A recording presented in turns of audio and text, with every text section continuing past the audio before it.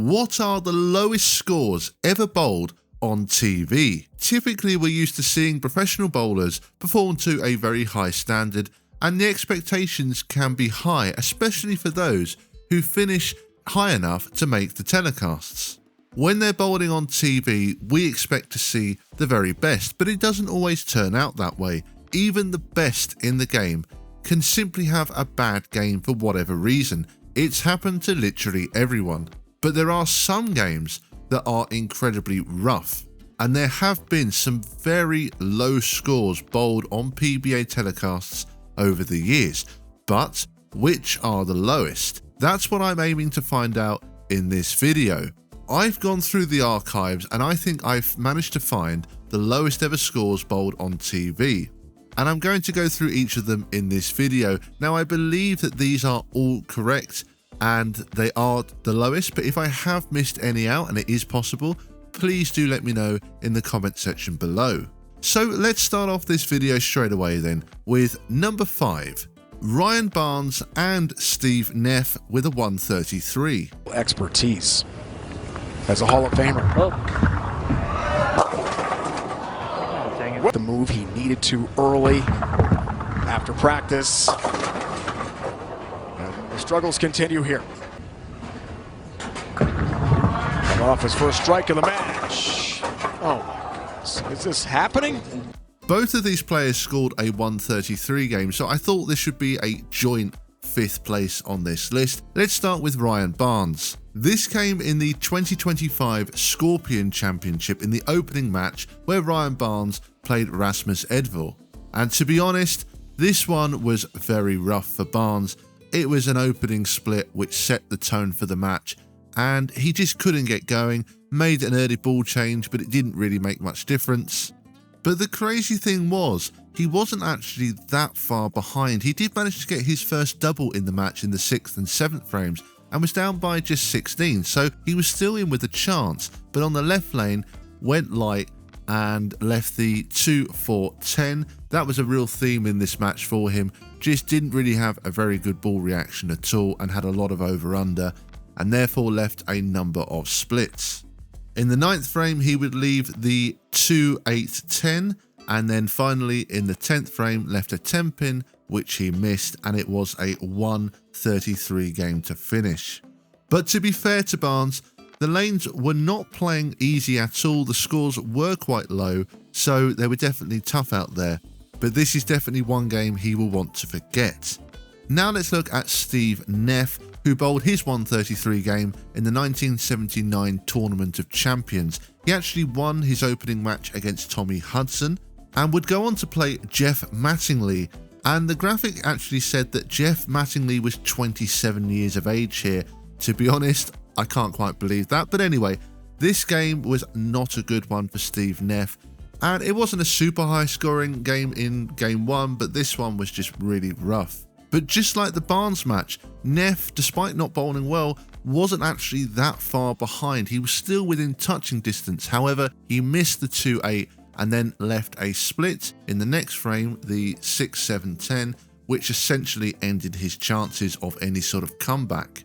He would end up with a 133, and I believe that at the time, all the way back in 1979, this was actually a record.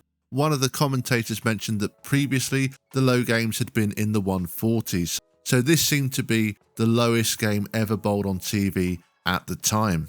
Number 4, Steve Jarvis.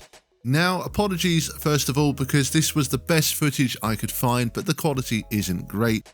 Steve Jarvis bowled a 129 game in the 1992 Brunswick Memorial World Open. And this included a gutter ball on the first shot of the 6th frame, and to be honest, things just didn't improve, and he ended up with a 129 game, and this was actually a new PBA record for the lowest game ever bowled on TV. And that record would actually stand for quite a few years, and we'll find out a little bit later on in this video who actually broke that record and when, but Jarvis had it for a long time, which shows you just how rare it is for a bowler to bowl a game that low. It just doesn't really happen very often at all. But interestingly, you can say that Jarvis held the record for the lowest and the highest game bowled on TV, because he did actually bowl a televised 300 game in 1999. So he does share the record of bowling the highest game on TV, as well as previously owning the lowest game on TV. So that's an interesting little fact there. But this just shows you how bad things can go and how quickly they can go wrong. He lost this match to Mike Edwards, who bowled a 201. Number 3, the two-handed team bowling a 127. Now, this one is pretty unbelievable, and it came in the 2025 season when we had the one-handed bowlers versus two-handed bowlers event. The best one-handed bowlers and the best two-handed bowlers in the game faced off to try and see who was superior. Well, it was the one-handers that would end up winning this event, and in the final game for the two-handers, it was an absolute disaster. Now, I should just point out that the biggest controversy in this event wasn't anything to do with one-handers versus two-handers. It was the fact that this event was bowled on strings, and it actually was the first ever PBA televised event to use string pins. And it's safe to say fans were not happy about this decision. There were 5 players in each team, and it was essentially a Baker format where each player played 2 frames in the game.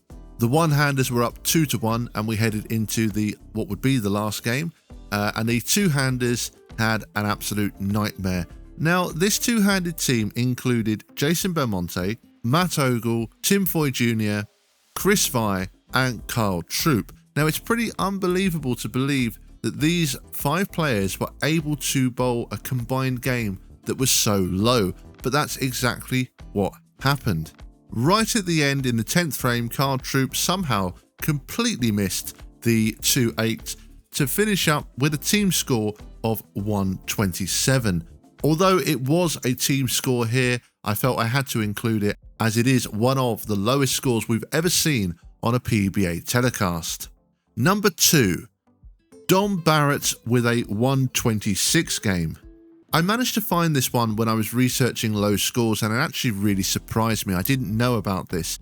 But it took place at the 2014 Viper Championship, and it was quite an interesting format and one you don't see too often, where you had the 1 seed who was guaranteed to play in the championship match, and then you had 3 other players who played in a 3-player semi-final, which is quite unusual now. You don't often see that. The 3 players looking for a spot in the final were Ronnie Russell, Dom Barrett, and Mika Koivuniemi, but only one could advance. And Dom Barrett had a bad start pretty much from the get-go here. He had a split in the second, a 5 count, then in the 4th, then he left a pocket 7-10 in the 5th, so he was just 65 after 5 frames and down by quite a way at this point. And the very next frame after the 7-10, he left another 5 count, leaving the 3, 4, 6, 9, 10, and he almost actually made the spare, but just missed hitting the 4 pin. And things just didn't improve from there, leaving more splits. And I have to say, this is probably one of the last people that I would have expected to see this kind of game from. He's normally so good on TV, but it just goes to show you that this can happen to anybody. Even the best in the game can have a bad day where nothing goes right, and that's exactly what seemed to happen here. Mika Koivuniemi would advance out of these 3 players to the title match, where he played Connor Pickford.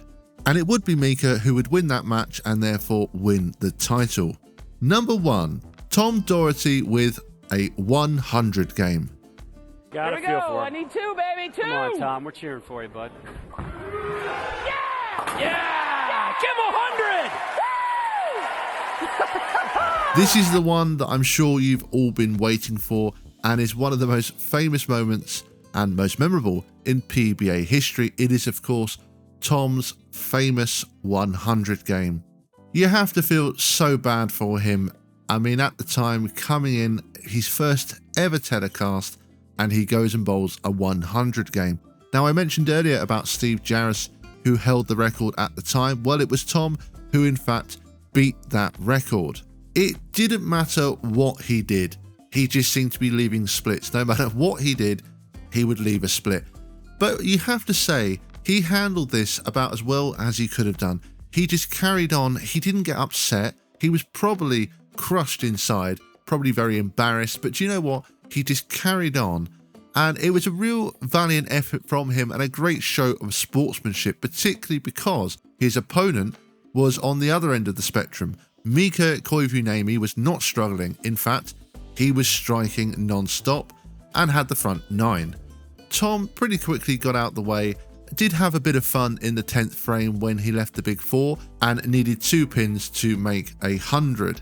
And we got a bit of a mock celebration from him. But you know what, like I said, I think he handled this well. He made fun of it, he took it for what it was, and he got out of the way for Mika, who just missed out on a perfect 300 game to bowl 8-2-99. Some people would probably say they don't know what's worse, bowling a 100 or bowling a 299, but I think I'd probably prefer to bowl a 299 game myself. So not only is this the record for the lowest ever game bowled on TV, it's also a record for the biggest margin of victory with 100 to 299. And to be honest, there's 2 records there, and I've spoken about this before, 2 records that I don't think will ever be beaten. I can't personally see any professional bowler bowling less than 100. I mean, it could happen, but I just think it's so incredibly unlikely. And then to break the other record of the highest margin of victory, are you realistically going to have somebody bowl, a 98 game and somebody go and bowl a 300? Probably not. So those 2 records I think are pretty much set in stone now. But even though this was a terrible moment for him, an embarrassing moment, a definite lowlight of his career, particularly as he was just starting on the PBA, what I will say is he did not let this moment define his career. There are some players out there that if it happened to them, it probably would have broken them. But it did not break Tom Doherty, and this took place at the 2011 Tournament of Champions, but just 1 year later, he managed to win his first title at the 2012 Scorpion Championship. Fast forward now, he's a 4-time winner, including a major when he won the 2021 World Championship. And he's also won a PBA 50 title, which was a major, the USBC Senior Masters in 2025. So clearly he managed to move on from that. He didn't let that define his career, and he carved out a very solid pro career for himself despite having that rather embarrassing start. The fact that we had a 299 game in comparison in this match just makes this such a legendary match and is such a memorable moment in PBA history. And so that brings us to an end of this video. As I mentioned earlier, I believe that these are all accurate, but there's a chance I could have missed a score out there. So if I have, and you know of any other really low scores that I haven't mentioned, then please do let me know in the comment section below. And if you have enjoyed this video, I'd really appreciate it if you would hit the subscribe button below so you don't miss any of my future videos. Well, that is going to do it from me for today. And as always, thank you, bowling fans, and see you all next time.